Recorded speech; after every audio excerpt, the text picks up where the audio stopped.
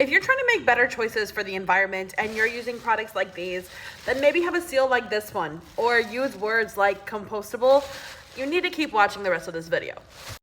Today, the organization Bioplastics released a new report about compostable and biodegradable plastics. What does that mean? So bioplastics actually have a very loose, unregulated definition. Usually, bioplastics are made partially or entirely from biomass.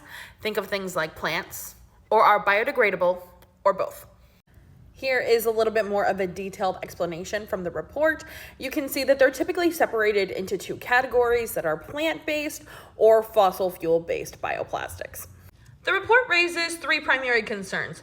First, that some of these bioplastics actually contain the harmful chemicals and toxics that we're trying to avoid. This might be a result of agricultural practices through things like pesticides when creating those natural fibers and proteins, or because these products are actually petrochemically based to begin with.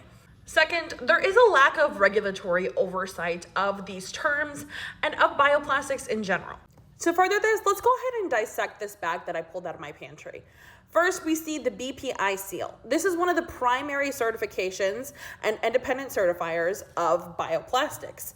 It stands for the Biodegradable Products Institute.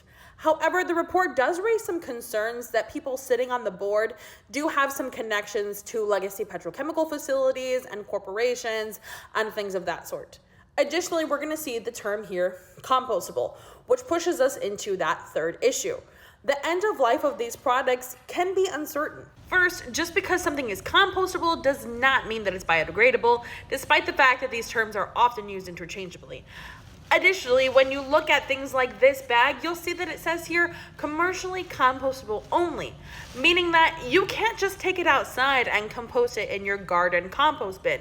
Since about 47% of plastic use is for food packaging, Bioplastics also released a checklist guide to help restaurant owners and workers make decisions on whether or not to use bioplastics. While the authors of the report do commend these efforts at moving away from single-use plastics, they are not at the point where they can say that these bioplastics are a safer or more sustainable solution. If you'd like to learn more about bioplastics or this article, feel free to read the whole story at ehin.org.